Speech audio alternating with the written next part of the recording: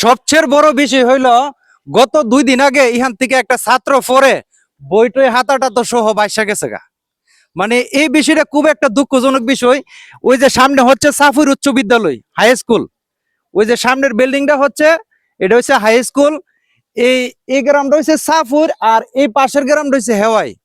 এই দুইটা গ্রামের মাঝখানে এই যে সাঁকুটা দেখতে পাচ্ছেন, এই বাসগুলো আমার মনে হয় 2-3 বছরের আগের। এই যে দেন, এই যে দেন অবস্থাটা দেখেন, এই বাসগুলা ভাঙ্গিয়া ফুরে যাচ্ছে। এই অবস্থা কিন্তু এই ছাত্রছাত্রী এই সাঁকুটা দিয়া ফারইবার চেষ্টা করে। তো আমি যতটুকু শুনছি এই সাফুর গ্রামের 10-12 কানি হেত ওই পাশে আছে। এই জমির ধানগুলা কিন্তু এই সাঁকু দিয়ে ফার করে নিতে হয়।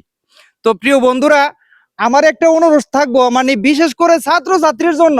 আজকে আমরা আদুরের সন্তান, আমরা অত সুন্দর করে লালন পালন করি ভাই।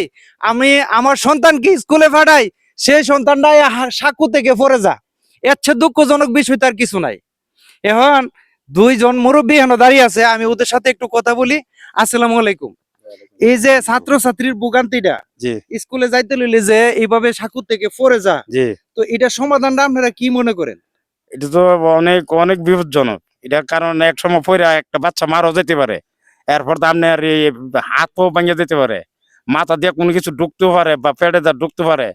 এই কারণে সাক্ষ্যটাতেই আপনার অনেক এটা বিপজ্জনক। আমাদের একটা ব্রিজ এরিয়ানো খুব প্রয়োজন। প্রয়োজন। জি আচ্ছা, আসসালামু আলাইকুম। ওয়ালাইকুম সালাম। আপনি কি প্রবাসে থাকেন? জি, আমি প্রবাসে থাকি। আমি বিগত 15 দিন হলো আসলাম, কিন্তু এসে দেখলাম এদিক দিয়ে যত ছাত্রছাত্রী আছে চাঁদপুর হাই স্কুলে যাতায়াত করে, এই ছাত্রগুলা এদিক দিয়ে চলাচল করতে অনেক বিঘ্নিত ঘটে। যার কারণে বাচ্চাগুলা অনেক সময় সাঁকো থেকে পড়ে যায়, বই হাতা কলম এগুলা ভিজে যায়, যার কারণে বাচ্চারা স্কুল যাইতে বিঘ্ন ঘটে।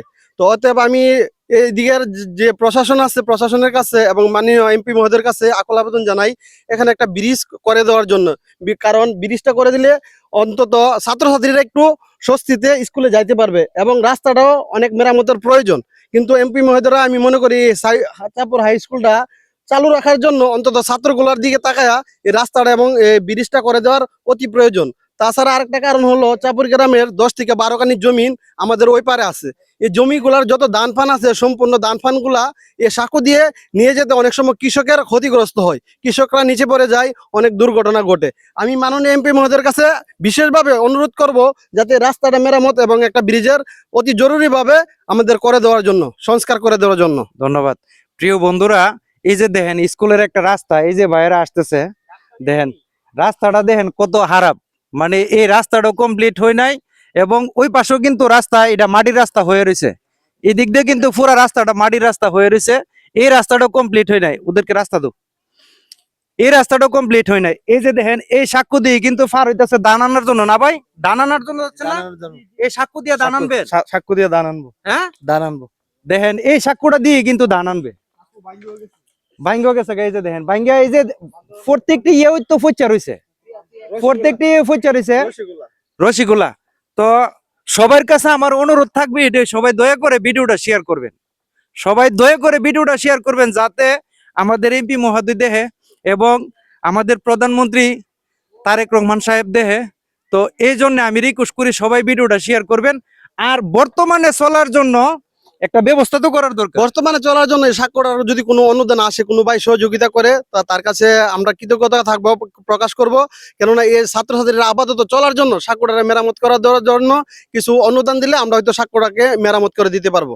এটা আমরা ব্রিজের মতো, একটা কার্ডের ব্রিজের মতো যদি আমরা একটা আপাততে, মানে টেন্ডার আসার আগ পর্যন্ত আপাতত একটা ব্রিজের মতো যদি একটা সাঁকো করে দিই, তাইলে মানে ঝুঁকিটা একটু, রিস্কটা কমে যাবে। তো দয়া করে যদি আপনারা কেউ এগিয়ে আসতে চান এই কাজটার ব্যাপারে, তাহলে আমার সাথে যোগাযোগ করবেন। তো ধন্যবাদ সবাইকে। দয়া করে সবাই ভিডিওটা শেয়ার করবেন। আমার একটা রিকোয়েস্ট আপনাদের কাছে, এই ভিডিওটা খুব গুরুত্বপূর্ণ। তো আসসালামু আলাইকুম।